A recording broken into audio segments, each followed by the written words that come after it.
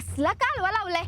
ए ती पवार काय सांगते ते ऐका, अजिबात दंगा करू नका. हा पवार बोल तू. मला सगळं माहिती आणि काय टेन्शन घेऊ नका. काय अडलं नडलं ना तर मला विचारायचं.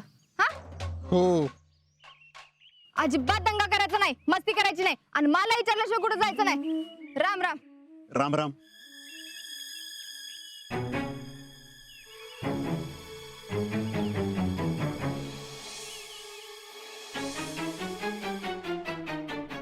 फिर से आ गई तुम? और ये क्या, पूरे कॉलेज को साथ लाई हो क्या? नहीं नहीं सर नहीं, मैंने इनको नहीं लाया, ये मुझको लाए हैं. ते कॉलेज एनएसएस कॅम्प आहे, आर्मी ट्रेनिंग सेंटर बघायला आलोय सर. हो सर सांगा की सर, याने चाललंय मला. हो तुम्ही ट्रेनिंग सेंटर बघा, पण लक्षात ठेव माझी नजर फक्त तुझ्यावरच राहील. माझा एक जवान तुमच्यावर असेल आणि तो तुम्हाला ट्रेनिंग सेंटर दाखवेल. ठीक आहे सर.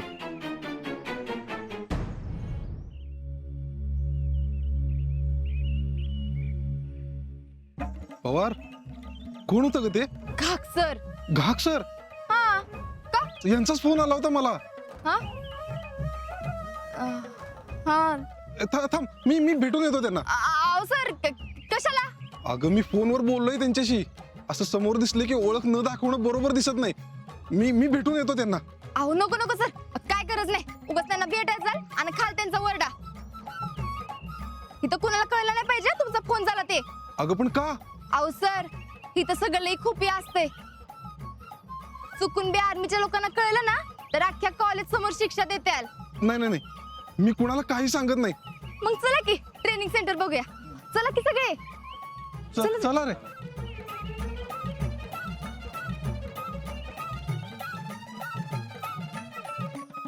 शिकले कोणते वो? अगं तेच ते घाक साहेब ज्यांनी मला आणि रावल्याला पकडलं होतं ते. मग आता मला बी काय कळना झालंय. आता काय करायचं? ते घाक सर तर माझ्यावर नजरच ठेवून आहेत. नजर ठेवायला पाहिजे होती कोणतरी पोरीवर. आता बोलून काय उपयोग आहे का? आधीच लक्ष ठेवलं असतं ना तर ही वेळच आली नसती. हळू बोल, कोणतरी ऐकल. एवढा आवाज जातोय वे. असू दे.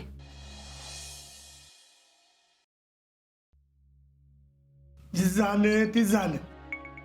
आता पुन्हा असं होणार नाही. मी बोललोय बागेश्वरीशी, ती पुन्हा असं काय बी करणार नाही. अहो पण ती त्या पोरासंग पळून गेली होती हे सगळ्या पाहुण्यासनी माहिती आहे. कुठं तोंड दाखवायची जागा नाही राहिली. किती बदनामी झाली आहे बघताय ना हो तुम्ही. आता आल्लडपणात झाली चूक. आलटपणात पोरी असं काहीतरी करून जात्यात आणि नंतर आयुष्यभर आई बापाला मान खाली घालावी लागते. आता डोक्यात काय बी ठेवू नका. डोक्यात ठेवायला आम्ही काय तिचं वैरी आहे का? तिला काही कमी केलं होतं का काय? ती म्हणाल तसं तर होत होतं की सगळं.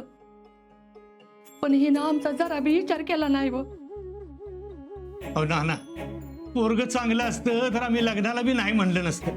पर पोरग व्यसनी आगापिछा नसलेला. काय करायचं तुम्हीच सांगा. भैया साहेबामुळं पोरगी तरी परत आली. अव त्या पोराचा आभार मानावं तेवढं कमीच आहे. आल्यापासून भागीनं नुसतं रडून गोंधळ घातलाय. पोरीसाठी आम्ही काळजावर दगड ठेवून त्याच्याकडे गेलो तर त्याने हात वर केले. ओळखत नाही म्हणाला. आता काय करायचं सांगा नाना. आता भागीला पश्चाताप होती. पण आता इतकी नाचक्की झाली त्याचं काय? कुणी आता लग्नाला बी तयार होईना बघा. आता तिला तिची चूक कळली ना, मग तुम्ही बी ती चूक पोटात घाला म्हणजे झालं. नाना तुमच्या शब्दाला मान आहे. तुम्हीच कुठेतरी भागीसाठी स्थळ बघा ना. बघूया आपण. लय उपकार होतील नाना तुमचं. पाय धरती पाहिजे तर. वहिनी काय करताय वहिनी? हे बघा समजा व्यवस्थित होईल, तुम्ही नका काळजी करू. अहो तो हाय बघणारा, सगळं व्यवस्थित होईल. अहो बाहेर कुठे जायची बी मुश्किल झाली आहे. अहो मला तर कधी कधी जीव द्यावासा वाटतो या. नाही नाही, असा विचार बी मनात आणायचा नाही आणि असं काय बी करायचं नाही. अहो आपण बघूया काहीतरी. तुम्ही म्हणाल तसं, पण तिचं काहीतरी लवकर करायला पाहिजे. नाना तुम्हाला म्हणून सांगतो, अहो पोरीचा राग राग येतो या, पण तेवढा तिच्यासाठी जीव तिळतिळ तुटतोय. अहो आपण पोरावर बंधने घालतोय, ते काय त्यांना त्रास देण्यासाठी असते होय?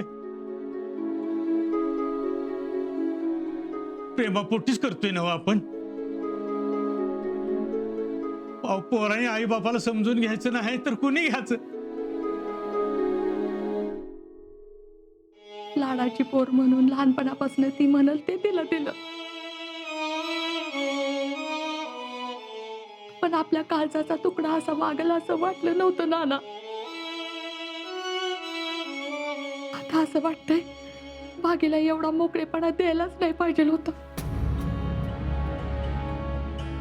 हे बघा, तुम्ही नका घोर लावून घेऊ जीवाला. अहो होईल सगळं चांगलं.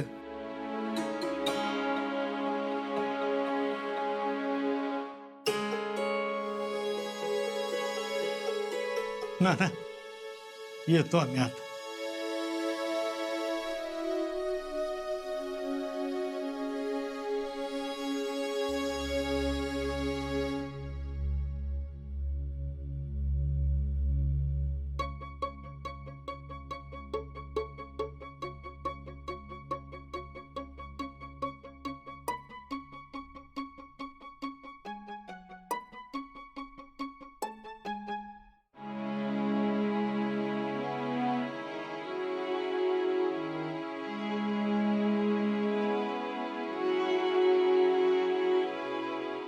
भागीच्या वडिलांना जशी भागीची काळजी लागून राहिली, तशीच काळजी मला शीतलीची लागून राहिली. जवान को हमेशा फिट और फुर्तीला रहने की जरूरत होती है, इसलिए उसे कड़ी से कड़ी ट्रेनिंग लेनी पड़ती है. अब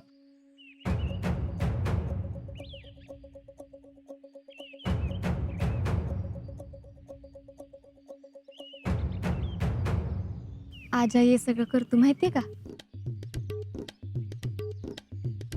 सर हे कसलं ट्रेनिंग आहे? ये पनिशमेंट है. शितले आज हे बी करतो का? कपे आजा कुठे दिसतोय का बघ. सर इथं किती मुलं आहेत? मुलं नाही, रिक्रूट. ट्रेनिंग घेणाऱ्या मुलांना रिक्रूट म्हणतात. इथे 2500 रिक्रूट आहेत आणि 1000 नव्याने भरती झालेले जवान. शितले 3500 मध्ये कुठं शोधायचं का आजाला?